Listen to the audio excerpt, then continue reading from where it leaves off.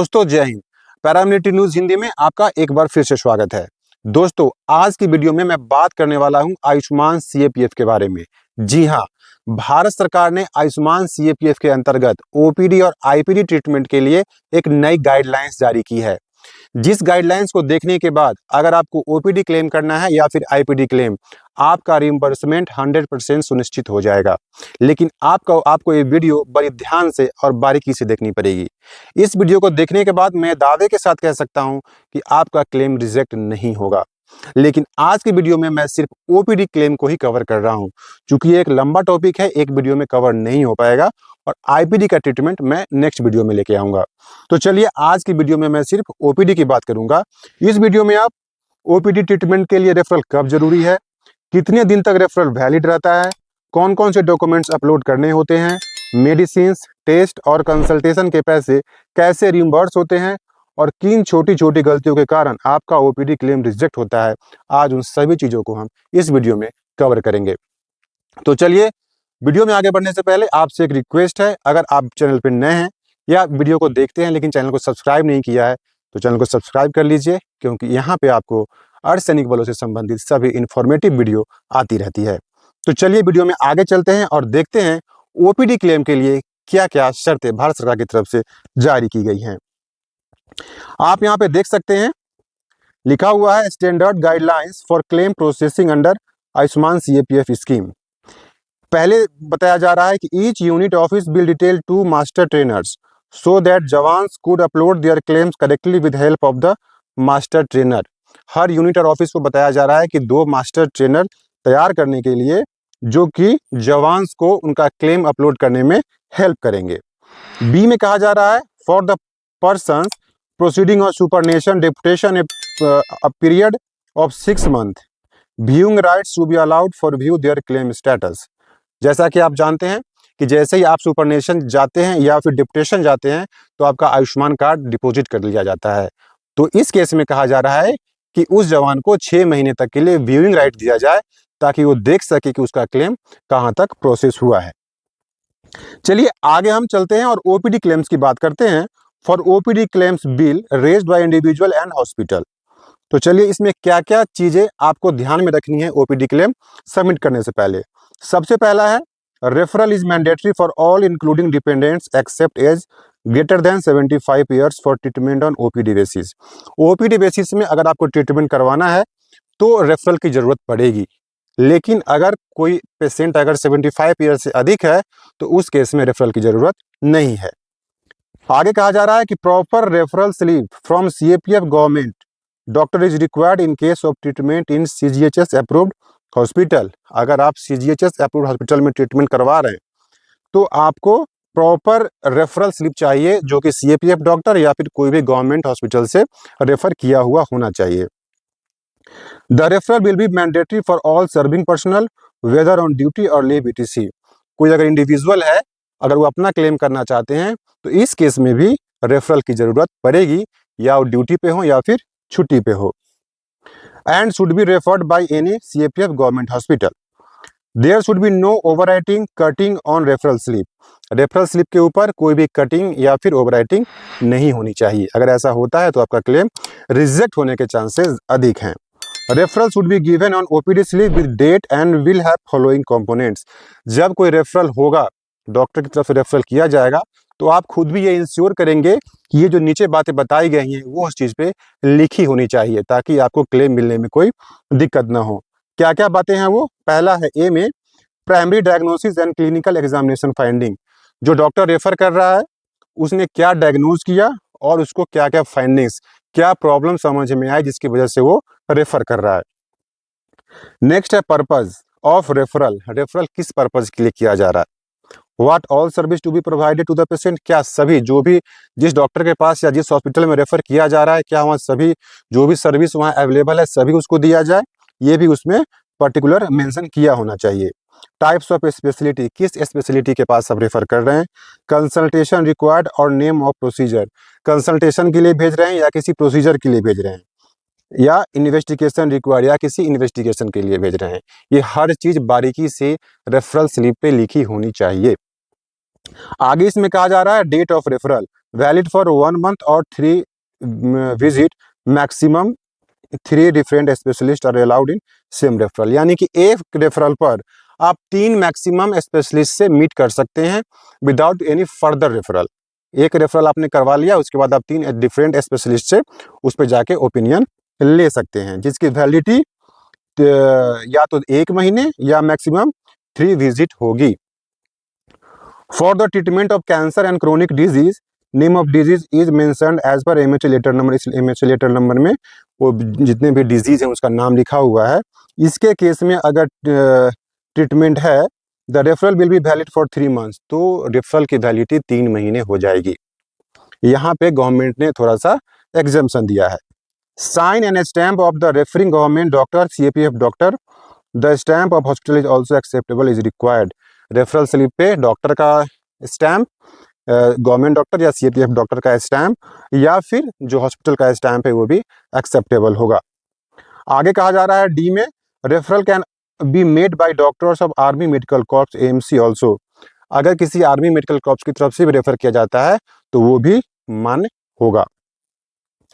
आगे कहा जा रहा है the person having a valid referral from CAPF doctor, government doctor, will be eligible for treatment in investigation from any CGHS hospital impaneled under Ayushman CPF scheme across India। अगर किसी व्यक्ति के पास अगर रेफरल फ्रॉम CAPF या government hospital referral है तो वो किसी भी CGHS हॉस्पिटल में ट्रीटमेंट या इन्वेस्टिगेशन के लिए एलिजिबल हो जाता है। आगे कहा जा रहा है कि stamp on the computer generated CGHS referral slip is not required. CGHS referral slip पे अगर वो रेफरल स्लिप कंप्यूटर जनरेटेड है तो उस पर सिग्नेचर की जरूरत नहीं है। आगे कहा जा रहा है यहाँ पे सेकेंड में आप देख सकते हैं, CX and CPD will cross check match the demography of patient and invoice in all documents with the data available on the portal. CX क्या होता है? CX होता है claim executive, claim executive, and CPD मतलब होता है claim processing doctor. ये दोनों का काम है, जिसका क्लेम सबमिट किया गया है उसका डेमोग्राफिक जो भी है, नाम, जेंडर, डेट ऑफ बर्थ, कितने ईयर्स का है, ये सब उसका जो भी अवेलेबल उस पोर्टल पे डेटा अवेलेबल उससे मैच करेगा। मैच करने के बाद uploading of Ayushman card is mandatory. जिस भी व्यक्ति का क्लेम है, जिसका रिम्बर्स के लिए क्लेम किया गया है, उसका आयुष्मान कार्ड अपलोड करना मैंडेटरी है। आगे कहा जा रहा है all medical documents to be uploaded should be scan from original copy. जो ओरिजिनल कॉपी है उसी से स्कैन करके उस पे आयुष्मान पोर्टल पे डॉक्यूमेंट्स को अपलोड किया जाए। For dependents except for eligible dependent parents above 25 years of age, a fresh dependent certificate issued by respective unit office will be uploaded along with Ayushman CPF card. यहाँ पे कहा जा रहा है कि डिपेंडेंट के केस में 25 साल से ऊपर का जो भी डिपेंडेंट है उसके केस में ऑफिस द्वारा एक डिपेंडेंट सर्टिफिकेट इशू किया जाएगा और उसी के साथ उस व्यक्ति का आयुष्मान कार्ड दोनों को साथ में पोर्टल पे अपलोड किया जाएगा। The reason for continuing as dependent should be clearly certified. 25 साल के बाद अगर कोई व्यक्ति अगर उस एम्प्लॉय पे डिपेंडेंट है तो उसका पर्टिकुलर रीजन उसमें लिखा होना चाहिए डिपेंडेंट सर्टिफिकेट पे। आगे कहा जा रहा है also a check in statement will be introduce for all reimbursements that in case in future it is found that the patient who underwent treatment was not a bona fide dependent, the serving personnel will be liable for disciplinary action. इसमें ये भी कहा जा रहा है कि उस certificate में एक स्टेटमेंट ये भी इंट्रोड्यूस किया जाए कि अगर जिसका डिपेंडेंट का ट्रीटमेंट किया गया है और क्लेम प्रोसेस किया गया है, अगर वो बोनाफाइड डिपेंडेंट नहीं फ्यूचर में पाया जाता है तो उस एम्प्लॉय के ऊपर एक डिसिप्लिनरी एक्शन इनिशिएट किया जा सकता है। तो आप देख सकते हैं कितना डिटेल गाइडलाइंस ओपीडी के बारे में यहाँ पे दिया हुआ है। आगे कहा जा रहा है, आप देख सकते हैं 3 नंबर में, once patient is referred for OPD treatment, beneficiary can buy medicines from any registered pharmacy। आपको एक बार किसी डॉक्टर ने जो CAPF या गवर्नमेंट डॉक्टर ने रेफर कर दिया तो उसके बाद आप मेडिसिन किसी भी रजिस्टर्ड फार्मेसी से मेडिसिन खरीद सकते हैं। Non availability certificate is not required for medicine purchase from outside. आपने अगर आउटसाइड कहीं मार्केट से परचेज किया है मेडिसिन तो NAC नॉन अवेलेबिलिटी सर्टिफिकेट की जरूरत नहीं है। However, the drug license number and GST number should be mentioned on the invoice bill issued by the concern pharmacy. आप सिर्फ इतना ही इंश्योर कर लीजिए कि जिस मेडिसिन शॉप से आप मेडिसिन परचेज कर रहे हैं तो उस इनवॉइस पे ड्रग लाइसेंस नंबर और जीएसटी नंबर लिखा हुआ होना चाहिए। If MRP of the medicine is mentioned in the invoice, then it will be ensured that approved amount is not more than MRP। अगर उस मेडिसिन के ऊपर MRP लिखा हुआ है, मैक्सिमम रिटेल प्राइस, तो इनवॉइस के ऊपर उस MRP से अधिक अमाउंट नहीं लिखा होना चाहिए।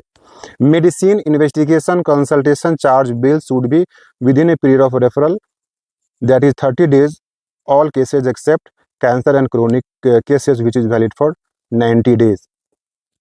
जो भी मेडिसिन इन्वेस्टिगेशन और कंसल्टेशन चार्जेज है, बिल्स है, उसको 30 दिन के अंदर में ही का ही होना चाहिए। आपको पता है, मैंने ऊपर बताया है कि इस केस में आपकी वैलिडिटी 1 महीने ही होती है, एक्सेप्ट क्या क्या है, कैंसर एंड क्रोनिक डिजीज, जिसके केस में 90 दिन यानी 3 महीने की वैलिडिटी होती है। No signature and stamp on the invoice are required if it is a computer generated bill. अगर कंप्यूटर जनरेटेड बिल है तो उस पर स्टैम्प की जरूरत नहीं है। आगे कहा जा रहा है 4 नंबर में, if the specialist treating doctor of CGHS approved hospital advises some other investigation diagnostic procedure then another referral is not required. अगर जो स्पेशलिस्ट जहां आपको रेफर किया गया है वो अगर एडवाइस करता है कुछ इन्वेस्टिगेशन या डायग्नोस्टिक के प्रोसीजर के लिए, तो फिर अलग से रेफरल की जरूरत नहीं पड़ेगी। आगे for specialist physiotherapy procedure, beneficiary can undergo physiotherapy without any new referral for 30 days from date of prescription start of treatment. 30 दिन के अंदर अगर आप फिजियोथेरेपी करवाते हो तो आपको फिर अलग से रेफरल की जरूरत नहीं है। Beyond that new referral is required, उसके बाद आपको नया रेफरल लेना पड़ेगा। नेक्स्ट है as per letter number ministry of health OM number इतना, cost of all medicine are reimburse fully except preparation classified as food tonic vitamin disinfectant. आपको पता ही है, जो विटामिन और टॉनिक का पैसा गवर्नमेंट नहीं देती है, रेस्ट जो मेडिसिन ट्रीटमेंट में लगा है उसी का पैसा गवर्नमेंट रिम्बर्स के तौर पर देती है। जो भी सर्जिकल आइटम है उसके बारे में अगर उसका आपको रिम्बर्स लेना है तो उसमें पर्टिकुलर लिखा होना चाहिए कि ये the term surgical history include two surgical subsidiaries as are used in surgical and other operation and which cannot be reused। Next है prescription slip, investigation report, pharmacy bill, laboratory bills where applicable is mandatory. ये सारे तो चाहिए, bills तो चाहिए ही। Next है in case of extra amount claim by individual instead of querying rejecting the claims can be retrenched by CPD as per CGHS rate package rate and the claims can be processed further. अगर extra amount है, जैसे CGHS rate से अलग ऊपर का amount है, तो जो सीपीडी होंगे क्लेम प्रोसेसिंग डॉक्टर, वो उसको अपने हिसाब से छटनी करेंगे कि आपका जो सीजीएचएस रेट में ही आपको क्लेम का जो रेट है वो प्रोवाइड किया जाए। नेक्स्ट कहा जा रहा है CGHS package rate investigation rate should be thoroughly checked by CPD. जो भी क्लेम किया गया है उसका मेडिसिन का रेट या ट्रीटमेंट का पैकेज का रेट जो है वो सीपीडी के द्वारा थॉरोली चेक किया जाएगा। और लास्ट में कहा जा रहा है in case of treatment advised by treating doctor on both side of the prescription slip the sign and stamp of the treating doctor at the end of the prescription slip will suffice. यानी कि अगर जो treating doctor हैं अगर वो दोनों side prescription slip के लिखते हैं तो साइन और स्टैम्प की जरूरत वहां पे पड़ेगी। तो ये 10 पॉइंट गवर्नमेंट ने एसओपी में ओपीडी ट्रीटमेंट के लिए जारी किए हैं। अगर आप ओपीडी ट्रीटमेंट करवाना चाहते हैं और इस 10 पॉइंट का आप अगर चेकलिस्ट बना लेते हैं और ओपीडी क्लेम करने से पहले इसको इंश्योर कर लेते हैं कि सारे डॉक्यूमेंट्स आपके पास उपलब्ध हैं, तो आई श्योर कि आपको ओपीडी क्लेम मिलने में कोई भी दिक्कत नहीं आएगी और आपका क्लेम रिजेक्ट नहीं होगा। ये जानकारी कैसी लगी आपको कमेंट करके जरूर बताइएगा। ये मिलते हैं नेक्स्ट वीडियो में, तब तक के लिए जय हिंद।